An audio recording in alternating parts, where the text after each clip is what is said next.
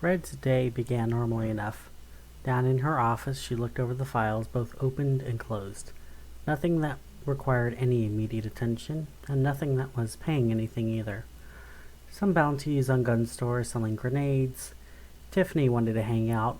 Flora was asking Red about some muffins. But the last letter was heavy, and it was the most interesting. The stamp on it was from Isle City, and the return address was from Outpost Hotel on Outpost 13 Isle City. Though the address was unfamiliar, that in it itself wasn't unusual, unremarkable, nor uncommon. But the weight added something interesting to it.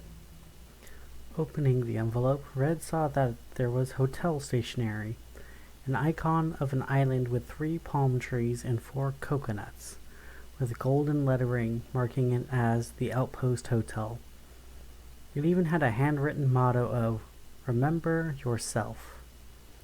The letters below were normal Times New Roman, but the words were anything but normal. Dear Miss Red Prince, we heard of your investigations of the Riley house and of your many successful investigations of an esoteric nature, while also being discreet. We here at the Outpost Hotel have had many misgivings as of late that require someone of your talents to look into them. The strange occurrences began a few months ago, with noises coming from rooms that were supposed to be empty. When we sent both security and staff to investigate, they would find nothing out of place and no evidence that anyone was in the rooms to begin with. This was fine at first, but the noises continued to escalate and would continue, even if we had staff or guests in the room at the time. We hoped by directing guests away from those rooms the incidents would at least not be as visible.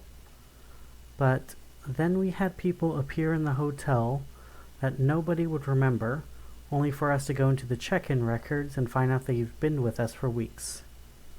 There's also staff that we hired only to have forgotten that we hired them in the first place, never getting paid for all their hard work.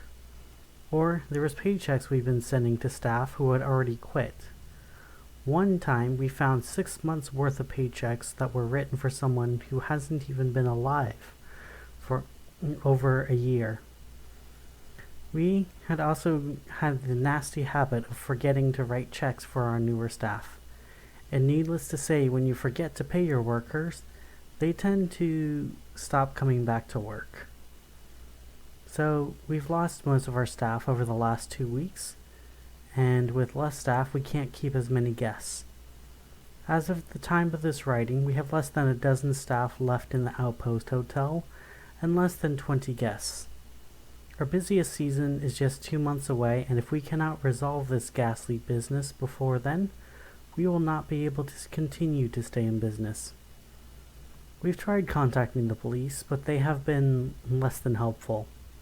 It's nearly impossible for a police officer to even arrive at the hotel, and the few times they have managed to arrive, they always leave before telling us they couldn't find anything to begin with.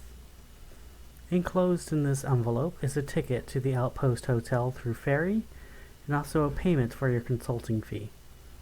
We hope you consider helping us as soon as you can. Signed, Viscountess Victoria Valentine V. When Red tilted the open envelope, inside there was indeed a ticket for a ferry ride from River City to the Outpost Hotel. It was leaving in just a few days, and just underneath the ticket was a single aura, worth 2,000 centi, when her consulting fee was just 200 centi. They really wanted her to be there if they were willing to pay so much so early. Looking over the golden coin, Red couldn't see anything wrong with it, except for a scratch under one of the words of the coin. On the tail side of the coin was a 7-pointed star with the motto of the 7 cities: "Remember our past by embracing our future." But there were numerous long scratches on the word "remember." almost like whoever was scratching at it was trying to completely remove the word remember. Still, it was a good coin, and it was legitimate, and since it was the most interesting and urgent case on her desk, Red began her preliminary research as she fired up her terminal and began to research the Outpost Hotel. The Outpost Hotel was originally Outpost 13, a fortress of Isle City built in 2648 AUC to help protect the city from threats from primeval, which had an entrance only 10 kilometers away. However, by 2713 AUC, Outpost 13 was rendered obsolete, and it was sold to an officer who fell in love with the views of the islands, and he converted the fortress into a hotel.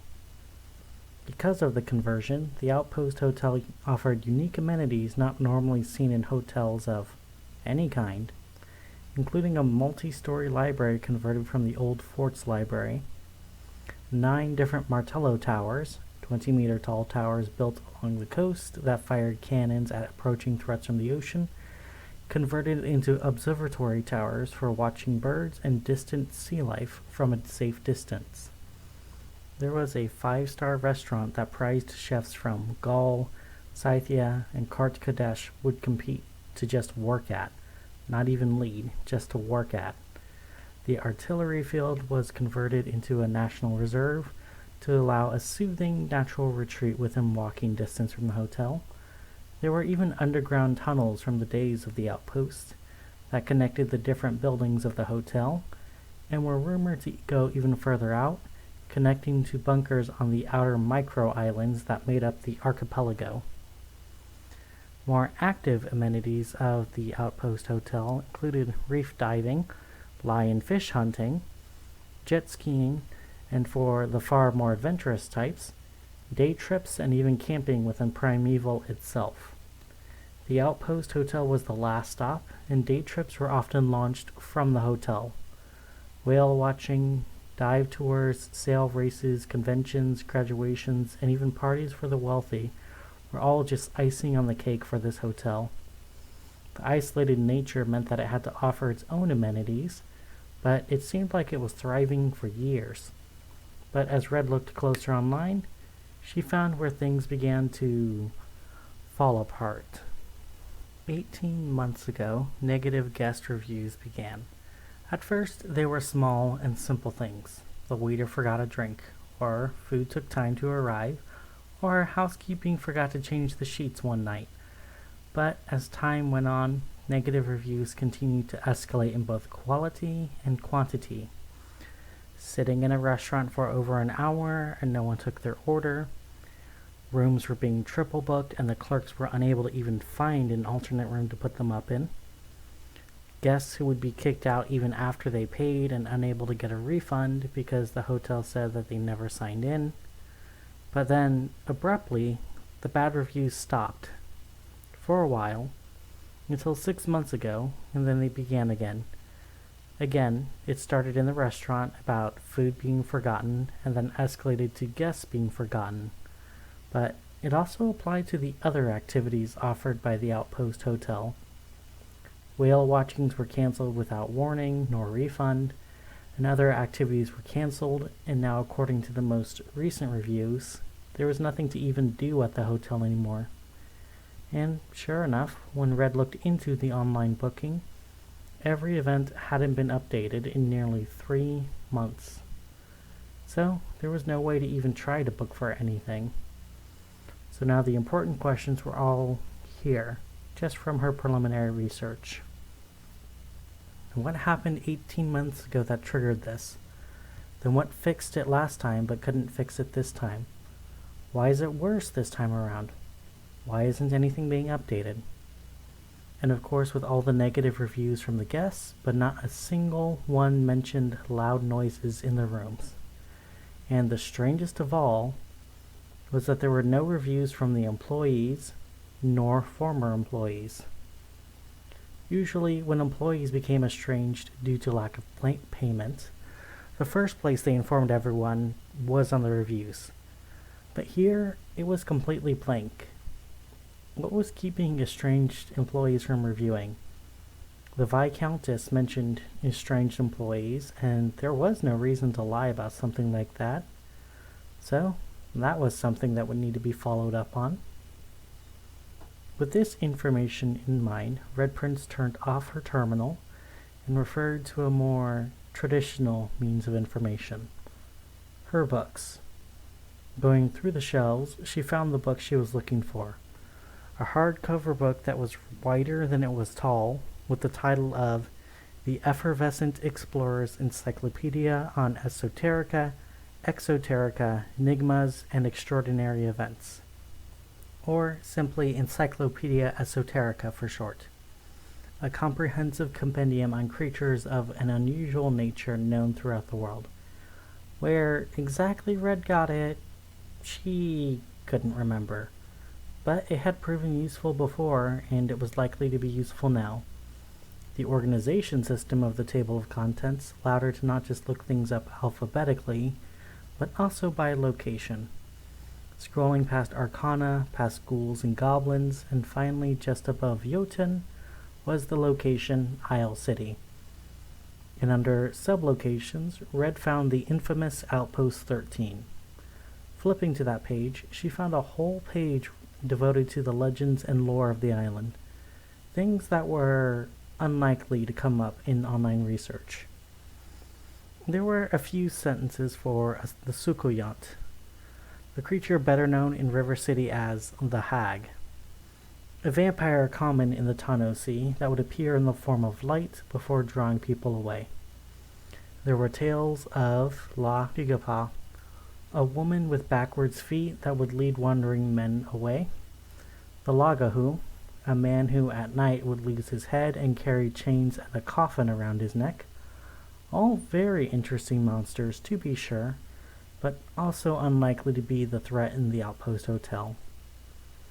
Others were legendary Loa of a more benevolent, or at least ambivalent, nature, such as Anansi, the spider who kept stories, River Moma, and Baron Samdi, who despite their unusual nature, were powerful enough to create such shenanigans, but they were also too friendly to create such trouble, at least when Red Prince last saw them. And this was generally not their modus operandi. But as she kept following the list of esoterica, she took out her own grimoire, taking notes on things it may be. There was the Duppy, a malevolent spirit or demon that appeared in the form of a dark shadow instead of fog or wisps. They would come in the forms from mischief to life-threatening, and many of the events described could easily be the work of a Duppy. There were also Hupias, spirits of the dead who would also appear in many different forms, including faceless individuals, dead loved ones, bats, or any form they could use to sneak up close on people. While they were known for kidnapping, they were also primarily vegetarian, and they were rarely this hostile, unless something made them angry. There was always a possibility of a Nahual, nasty shapeshifters that could take on many forms, but primarily chose a jaguar. They were said to have a great deal of magic, and even though they were a lot more common near Tenoctlan or Zama, it was not unheard of them to find their way into Isle City. Flora told Red about one that she killed in a parking garage not too long ago. Still, though, they were better known for leaving people dead, not in a dismal state. But Red still considered the possibility. There was also a possibility of a sorcerer. The Tano Sea was full of magic from all over the world, and being so close to both primeval and Guinea, the possibility of a powerful spell or spellcaster wandering to the Outpost Hotel was certainly not out of the question. Or, of course, there was the possibility of a zombie. While most monsters of the Tano Sea could be described with a few sentences or even a paragraph, zombie had its very own chapter, mostly because the term was used to describe hundreds of unrelated phenomena and creatures that were all called zombies by someone. The zombie of the Tano Sea were thankfully a little more straightforward. A resurrected dead person, or someone near death, who was bound to serve the one who brought them to life. They were often described as listless, forgetful, and obedient. So, the possibility of the staff being replaced by zombie was a very high possibility. But the problem, though, was if they were all replaced by zombie, then someone had to have replaced them all. Closing the Encyclopedia Esoterica, Red Prince continued to write her questions down in her grimoire. What was the cause? What is the motive? Who stands to benefit? Was the source esoteric, exoteric, enigmatic, eldritch, or extraordinary? All these sources, much like convergent evolution, could have the same end result, but a very different path to get there. What does the line, "remember yourself," mean? When Red read that, it felt like something in her head was trying to move through cobwebs. The Outpost Hotel was once one of the most exclusive adventure hotels on the planet. Not just the 7 cities, but on the entire planet. But now it looks even more poorly run than those moldy motels that money laundered for the mob. A supernatural force certainly was possible, but so was a more mundane managerial explanation. But one thing was for certain. Something was happening, and something would mean that there was something for Red Prince to solve. Red Prince began to prepare to leave. Locking up her office, she texted her sister.